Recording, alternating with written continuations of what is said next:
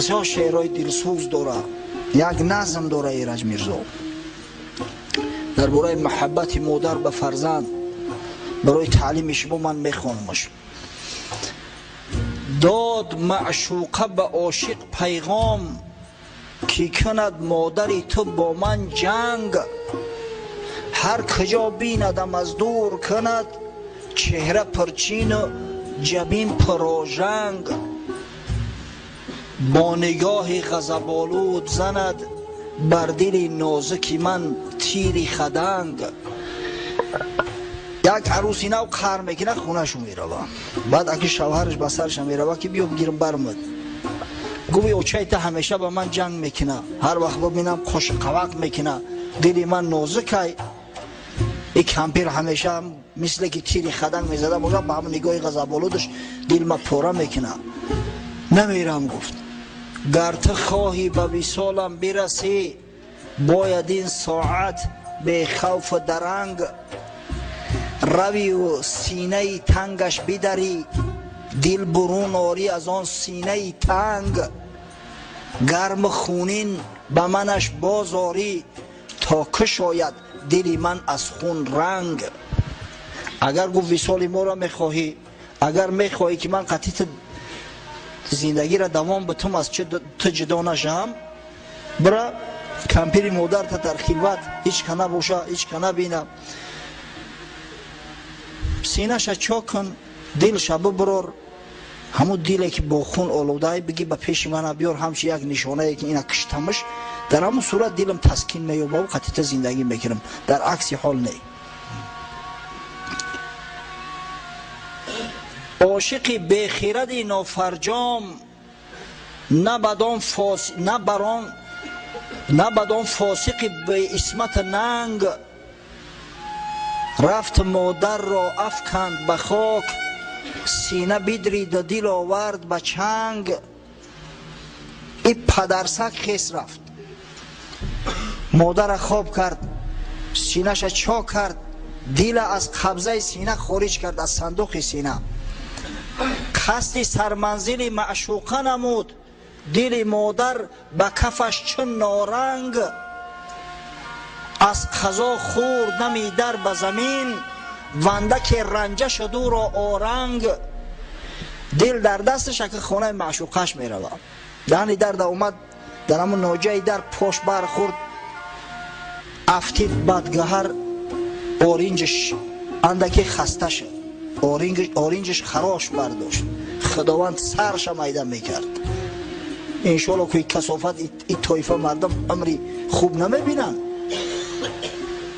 آن دل گرم که جان داشت هنوز، افتاد از کف آن بی فرهنگ. دل ای دستش غلطید، ولی تپیده است. از زمین باز چه برخاست نمود، پی برداشتن آن آهنگ. دید که از آن دل آغشته به خون، آید آهسته برون این آهنگ. آه دستی پسرم یافت خراش، وای پای پسرم خورد به سنگ. به خاطر گرفتن دل آمد که دل قدرت خدا در گپ در اومده است. به جای آن که شکایت کنه و دعا کنه، میگه بچه دستش خراش خورد، پای بچه در سنگ زد، روی بچه در خاک.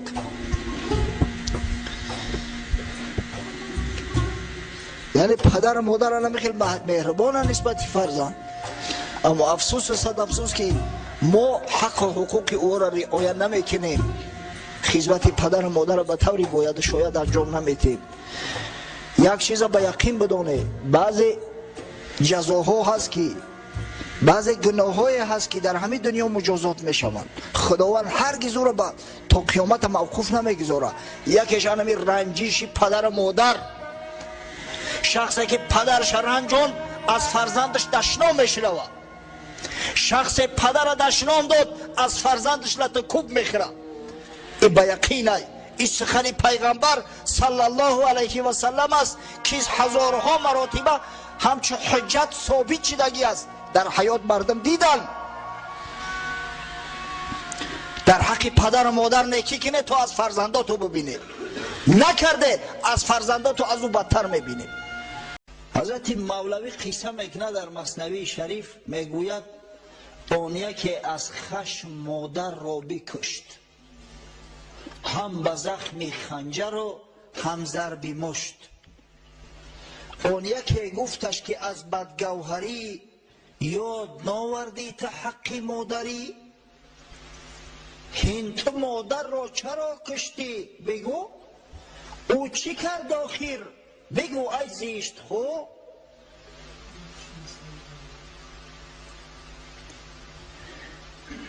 یک نکسی به دست برادر 56 و 54 ره محکم کرده است. بسیار خواهش میکنیم، ما صدها مراتبه التماس کردیم همه کار دیگر تکرار نشود. صاحب ماشین نکسی 56 و 54 خواهش میکنیم تیز ماشین تو نبگیره که ره محکم کرده.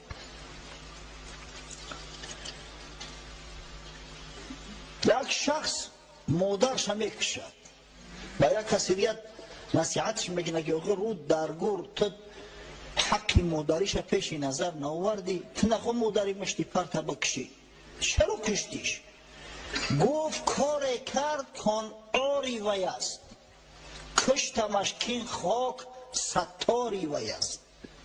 این بدبخت گفت یک کار کرد که بسیار شرمندگی است، ایرا همون خاک اگر نپوشانش ایرا به هیچ وجه دیگر گناه ایرا پوشانده نمی شود. گفت آن کس را بکش ای محتشم، گفت پس هر روز مردی را کشم. این بدبخت گفت دایی برای شیطونی بگرد که انا فلان آدم بکش، انا فلان آدم اینا بای به دولت شده است بکش. برای گپ ایشیده من هر روز یک کس بکشم خونی مردم دکلا بگیرم. کشتم او را رستم از خونهای خلق، نای او برم به هست از نای خلق. از او به همین را بکشم یا برای جانم خلاص شوه، این سبک نیست. به حضرت شرح میتوه این کشتن مادر اگر مادر به هر شکل نموده باشه ممکن نیست. آخی غرض از مادر چی است؟ حضرت شرح میتوه میگه نفسی تست آن مادری بدخاصیت که فنای اوست در هر ناحیت. همون مادری بدبخت این همین نفسی پلیدی تای، برای همین انسان از نفسش نزدیکتری چی نیست. این نفست ای پدرت هم دوست میداری، از مادرت هم دوست میداری، از همه دوست میداری. قرآن که انم بدی و بدبختیت همه از حساب همین نفس است. هم بکش او را که بهر این دنی، هر زمان قصد عزیز میکنی. اگر تو این نفس نکشی، اگر تو این پیش رهی حسد نگیری، از دست تو یک عزیز دیگه سالم نمیمونه. هر زمان قصد عزیز میکنی. از و این دنیای خوش بر توست تنگ، از پی او با حق با خلق جنگ. از و همین نفسی پلیدت همین دنیای کشو در نظری تو اینقدر تنگ میشه، نه به حق درست میای به خدا نه به خلق راست میگیری. ببینه تو گمانی که از فلان من کمترم، می فضایت کمتری بر اخترم. آخه پنجه یکی نیست بچه او هیچ کنه بده امروز فلان و بسمدان شده است. گفته این حسد آدم درون به درون می سوزانه. عدی ابن زیدش که یک صغیره فیسیم بد امروز ترجمانی خسروی پرویز شده است. گفته این بدبخت ابن مقرین تلخش کفیده است. خود حسد نقصان عیبی دیگر است، بلکه از جمله کمی ها کمتر است. آن ابو جهل از محمد ننگ داشت، از حسد خود را به بالا می گماشت. همین بدبختی ابو جهل هم بسیار دانشمند بود. این ابوالحکم تخلص داشت. ابوالحکم اصلا نامش عمرو است، ابوالحکمش میگفتن. هر دعوا و جنجال میشد است همین سفید میکرد است، همه رزبارو را همین حل میکرد. آدمای به عقل رزبارو حل میکنن. اما حسد این که خرش کرد احمقش کرد. آن ابو جهل از محمد ننگ داشت، از حسد خود را به بالا می گماشت. بوالحکم نامش بدا بوجهل شد. ای بسا اهل از حسد نااهل شد. اخیر ابوالحکم ابوجهل شد.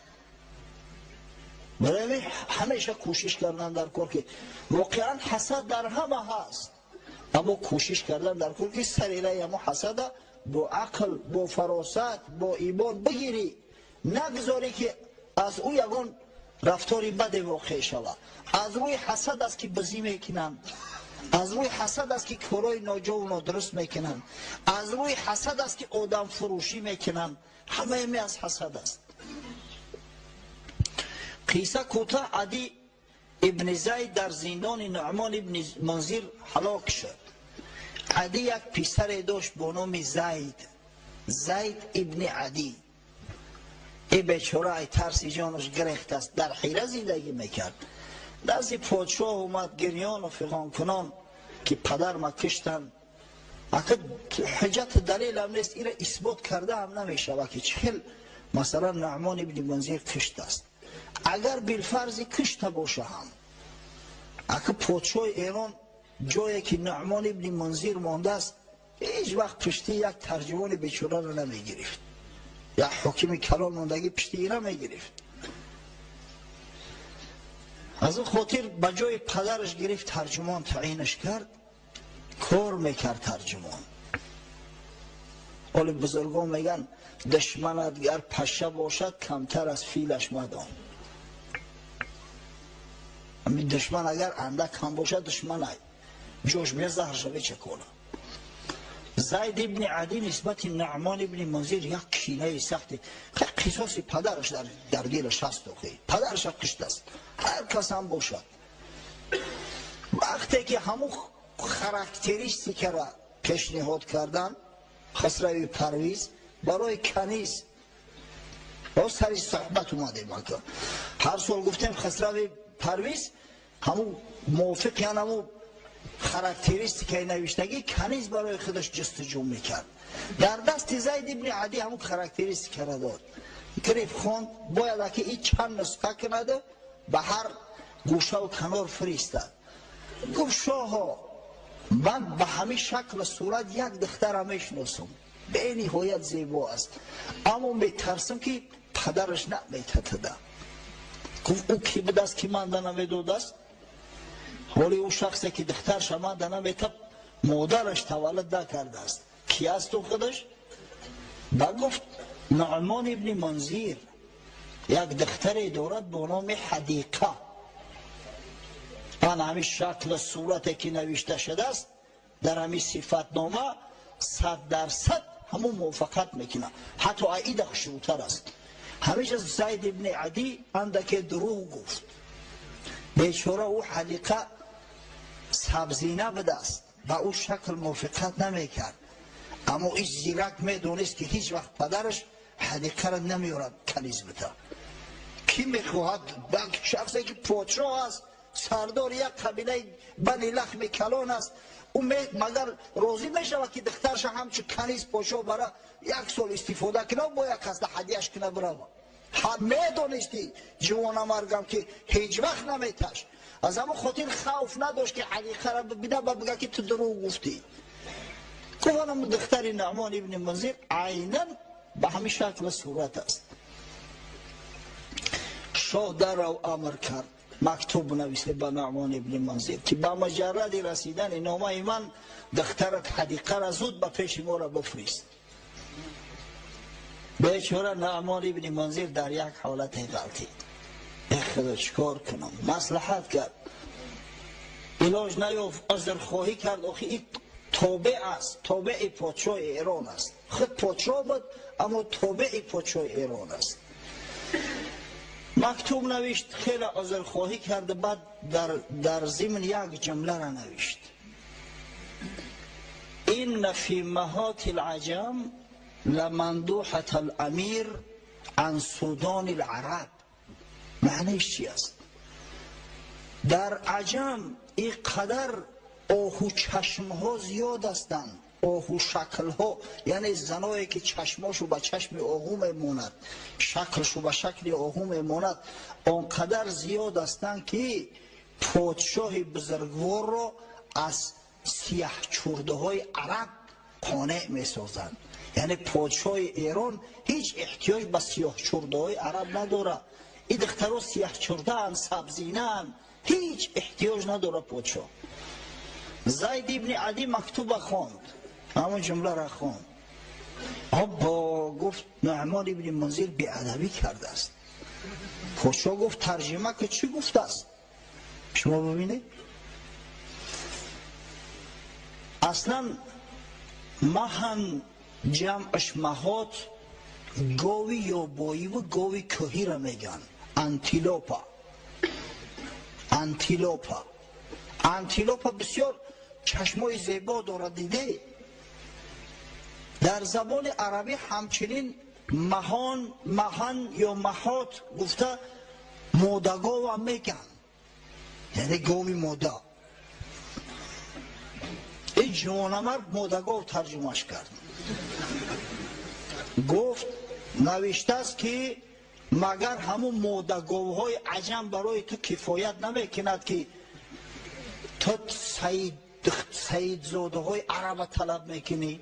کلمه سودان این بیچاره به معنای از سواد گرفته است. سیاه یعنی سیاهک، مقصد سبزینه. اما این سود به معنای سید هم میوید. ای گرفت سید ترجمهش کرد. یعنی گفت که همون مادگاوات برات کفایه است، تو چی سید زاده های عرب طمع میکنی؟ وقتی این را ترجمه کرد در نزد پادشاه خون در سرش زد. گفت نعمان ابن منذر را بگیره بیاره. آخران پادشاه حیره که هست برای همون قصهش مفصل آوردیستم. بیچاره دیگه در تشویش ماند، میدونست که اگر برم یکون بلادا گرفتار رو میکنم. حالی نمیدونه که تو کدام درجه مسئله جدی است. به هر وجه نزد قبیله آل شیبان رفت و با سردار قبیله حانه ابن مسعود که یک جوانمردی بود، فرزندای خودش مال و اموال خودش به امانت گذاشت و خداحافظی کرد و آمد نزد پادشاه. به یک روایت پادشاه گرفت در زندان پرتافتش که در زندان مرد. بر روایت دیگر که شاید درست‌تر باشه در زیر پای فیل‌ها پرتافتش. فیل‌ها لگد کردن کشتنش، پچکش کردن. ببینید دشمنت گر پشه باشد کمتر از فیلش مدان. چی بسا میشود که یک مرچک احوال فیل بد میکنه. از همه خاطر است که بزرگان میگن اگر 100 دوست داشته باشی کم است، اما یک دشمن زیاد است. اما چی کنیم که در این دنیا به دشمن هم نمیشید است. پس به همه پادشاهی هیره نیست شد. جای نعمان ابن منذر در ابتدا یک شخصی را با نام ایاس ابن قبیسه تایی گذاشتن. ای از قبیله بنی تی معروف است. قبیله بنی تی احمد شنیده، با نام حاتم تی احمد میشناسه. اما او بیچاره مدت زیاد پادشاهی نکرد. 1 سال 2 سال پادشاهی کرد. شکست خورد از همو حانه ابن مسعود. وقتی که خواستن زن و فرزندانی که را طلب کنن گیرن، همو حدیقه را خواستن که طلب کنن گیرن. او حانه ابن مسعود هم بسیار جوانمرد بود. از گفت امانت است، من به شما تسلیم نمیکنم. بر زیر پادشاه ایران برخواست. در جنگ در یک موضع با نام زیقار نزد چاه زیقار بار اول در تاریخ عرب ها عجمی ها را شکست دادن. در همیشه مغلوب کردن. قشون ایاس ابن قبیسه تایی را که لشکرش از لشکر عجم عبارت بود. بعد از او دیگر پادشاه در هیره یک ایرانی را ماند با نام آزادبه ابن مردان بنداد. در همونجا دیگر پادشاهی کرد تا زمانی آمدن اسلام و تا زمان آمدن خالد ابن ولید. و خالد ابن ولید همه او را چپگردان کرد. و آخران پادشاه حیره، پادشاه عربی، به همین شکل و صورت عاقبت اجلش رسید، دنیای فانی را بدرود گفته رفت.